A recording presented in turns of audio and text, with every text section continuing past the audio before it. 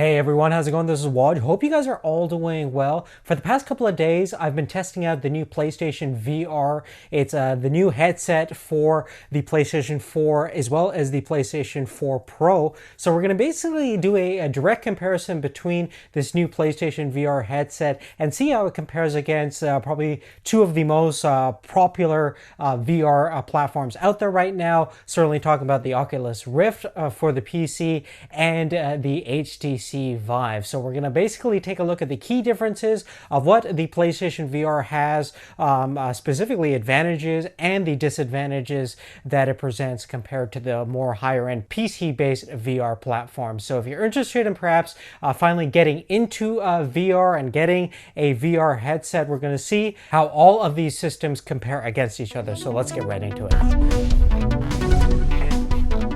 Now, firstly, we're going to talk about the display that comes on the PlayStation VR and how it compares against the other two platforms. Firstly, the PSVR has a 1920 by 1080 display versus the other two have a 2160 by 1200 native resolution displays. So that means on each eye on the PlayStation VR, you're getting about 960 by 1080 versus the other two platforms, you get 1080 by 1200 on each eye. So that means that the potential resolution and clarity is definitely going to be slightly better on the Rift and indeed the Vive. Additionally, the higher the resolution, the screen door effect that you get on most VR headsets gets greatly reduced as well. Now, ergonomically, all three of these headsets are incredibly well designed. There's definitely a lot of thought and attention to the overall usage and comfort. So you on the PlayStation VR, for example, you have full adjustments for the headband, just like the others, but also adjustments for your glasses.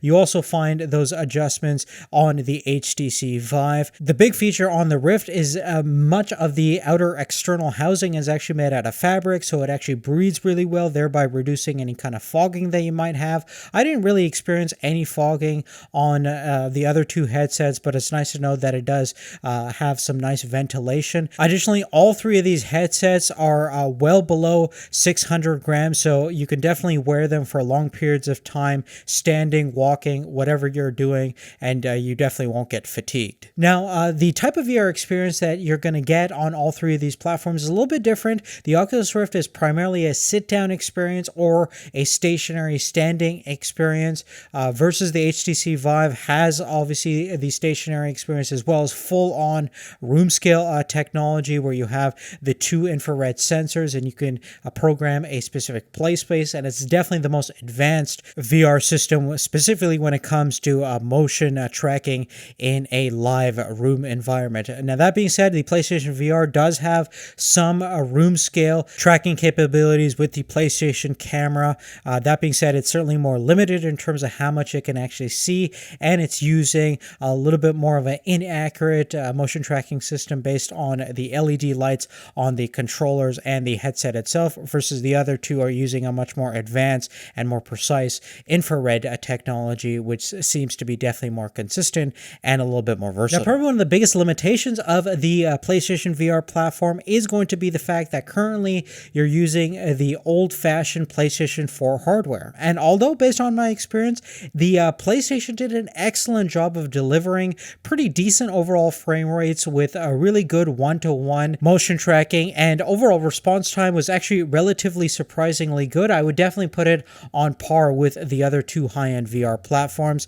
That being said, when it comes to the actual graphics quality itself, if you take a look at fine details in the distance in such games like Drive Club, where you'll see details and cars in the faraway distance are pretty pixelated compared to the stuff that's closer into your relative position. Versus, I think the HTC Vive and the Oculus Rift certainly are a little bit more immersive when it comes to more realistic graphics. Now, one thing we have to keep in mind that the PlayStation VR will also have some software and hardware advancements once we get our hands on the new PlayStation Pro, which will obviously beef up some of the graphical capabilities of your general gaming content as well as the VR side of things. Now, moving forward, one of the things that I found to be pretty interesting was the field of view was actually a little bit wider on the PlayStation VR compared to the Rift and the Vive, about 100 degrees, so it felt pretty nice to have that kind of extended field of view versus versus the other two PC-based platforms have around 110 degrees of field of view, which is not bad. The Oculus Rift feels a little bit wider, and the HTC Vive certainly feels a little bit more taller, but that's probably because of the different optics that's installed into each platform. So that being said, the optics on the PlayStation VR is actually pretty outstanding. It's definitely on par with the other two when it comes to overall clarity and sharpness, and it doesn't have any major defects such as chromatic aberration. Now, thankfully, all three of these platforms are using organic LED technology, so the black levels are pretty much infinite, and the color dynamics and rendition are pretty much on par with each other as well. Now, the refresh rate on the PlayStation VR is rated from 90 Hz all the way up to 120 Hz, versus on the HTC Vive and the Oculus Rift, you're looking at about 90 Hz on a constant refresh rate. Now, that doesn't mean that the PlayStation is rendering 90 FPS all the time. It does some interpolation tricks based on the current PlayStation 4 hardware, which is actually quite dated and pretty underpowered compared to a moderately powered contemporary PC. PlayStation using a lot of tricks and software to get that frame rate relatively high so you don't have any kind of fatigue or any kind of nausea. And they do actually a really good job of making sure that everything is relatively smooth and there's no motion blur. So in terms of that, I definitely have to give it to them. But in terms of frame rate consistency, it's not going to be as consistent and as dynamic and as fluid as experience you're going to get on a high-end custom-built gaming PC. That being said, the PlayStation VR is definitely a acceptable home console VR experience, and you can definitely game with it for extended periods of time, certainly several hours, without getting too much a headache. And it depends upon what kind of content you're playing as well. If you're playing like Eve Valkyrie, which is fairly nausea-inducing in pretty much all three of these platforms, you're going to get a headache and feel a little bit dizzy after, versus if you're playing some kind of puzzle game or any kind of third-person game where the camera's a little bit more stationary, you can certainly game in a VR experience for an extended period of time. Now, when it comes to value and the overall price perspective, the cheapest option is certainly going to be the PSVR. Retails for about under $400. You do need the PlayStation camera, whether that's the first generation or second generation, which is $60 if you don't already have it. And if you do want motion tracking abilities with the Move controllers, you're going to have to buy that as well. And there's obviously a bundle for all that stuff for around $500. Now, the Oculus Rift with the Xbox One controller retails for about $599, and you're looking at just under $800 for the HTC Vive package with all the motion controllers and lighthouse stations and everything.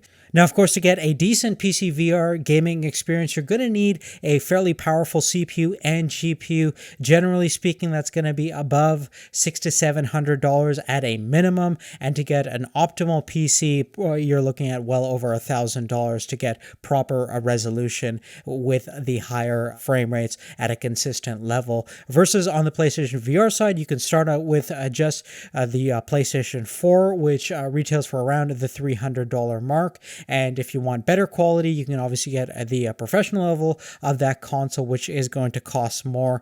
But even with the standard PlayStation 4, it is definitely a pretty decent high-end VR gaming experience. I would probably say that if you build a PC for around $500 and $600 for specifically VR, I think you're going to get a fairly similar experience than what you're getting on the PS4, which is a testament to what PlayStation has done to adapt the current technology that they have in their console for a VR-based platform.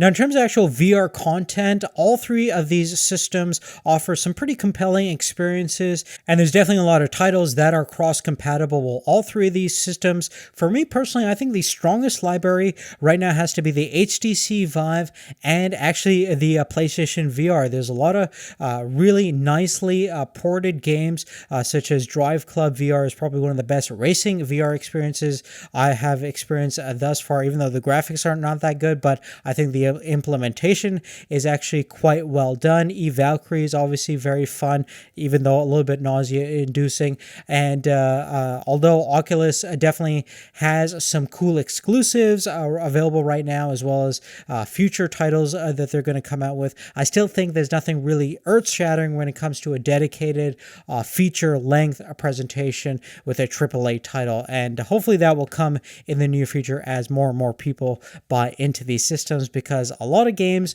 are kind of gimmicky and more or less demo experiences, and hopefully in the future we'll have better, stronger content that will actually make people really get into this whole new VR gaming landscape. But really, on that, guys, that's really it.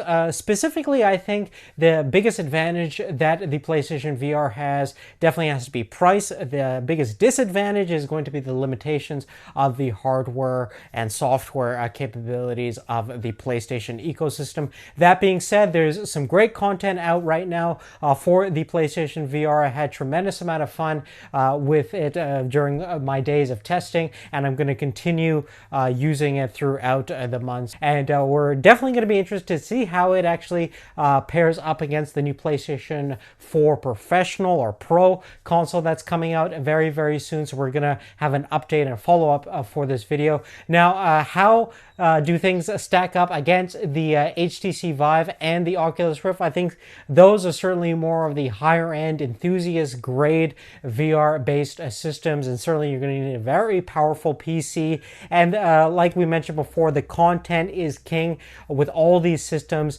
we need killer titles for the people to actually care about putting these contraptions onto their head. We also have a direct comparison between the Oculus Rift and the HTC Vive. If you haven't watched that video, we'll have a description down below, and also everything we talked about will be in the description down below as well. But other than that, thank you so much for your support. Thanks for watching, and we'll see you later. Take care.